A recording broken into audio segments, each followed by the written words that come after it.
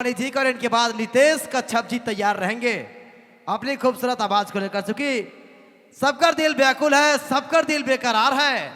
कैसन वाला गीत हवी जब रेमन के बेस लगी तो हमरे वैसने है वैसन गीत बटे जाती जे गीत रेमन के बेस लगे। फिलहाल एक गीत हमरे और सुनाब कुमारी फूलमणि जी का आवाज में कर बाद नितेश कच्छप जी कर बारी कर पसंद वाला गीत कर साथ आइए कुमारी फूलमणि जी एक और गीत के साथ।